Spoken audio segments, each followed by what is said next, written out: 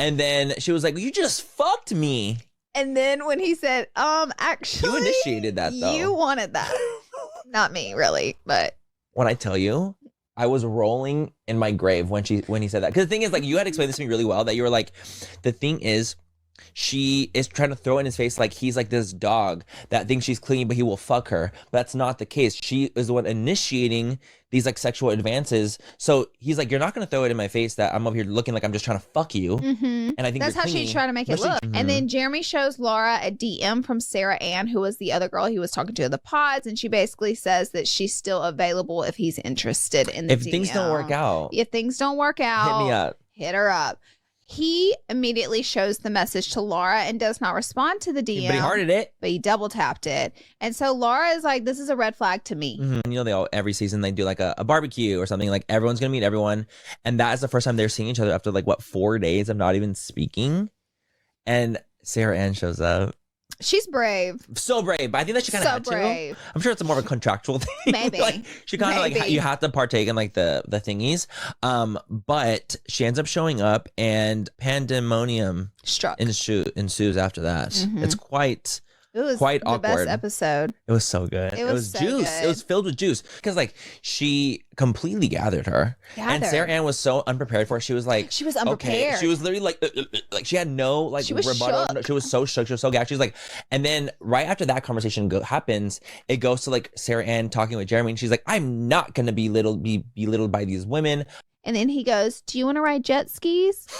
And she goes, yeah, I do want to ride jet skis. And so then they're interviewing Laura, and she's crying her eyes out about the awkward, horrible situation. And it's just them in the background, like riding jet skis, having the time of their life.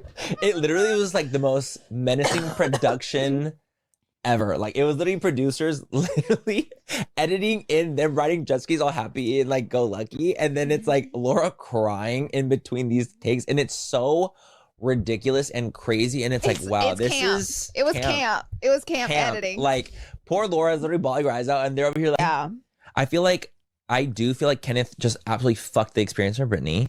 Brittany deserves so much better. 100%. And Kenneth, I feel like, was pretty lucky because Brittany seems like a beautiful, really sweet. And so sound. Just like a very, mature, super emotionally mature, very sound person. Like, very lucky to meet someone like that because it's hard to find, like, emotionally mature people. Absolutely. Who are, like, actually ready to get married. And I feel like Brittany was that girl. Like, she was a prize. She was a prize. And I honestly thought, Kenneth tricked me because I honestly thought Kenneth was the prize, too. Same. So he gave me the prize energy. He absolutely tricked me. In the pods, he was definitely giving me like, oh my God, this guy can be really great. Like I think him and Brittany are going to be so cute together. Like it's going to be absolutely amazing. I feel like their energy flowed really well. The issues happened when they left the pods, and it was like when they were on their vacation / like real world. The fucking scene where they're on the boat and no one's talking. I literally had so much secondhand embarrassment because he was just like, yeah, this is great.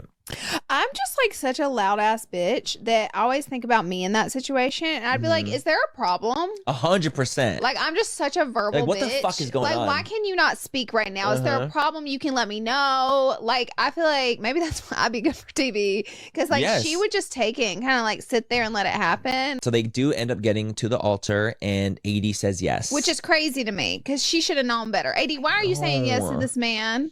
He's done told you he's going to cheat on you 18 times. Why are you saying yes to this man? Why did you do that?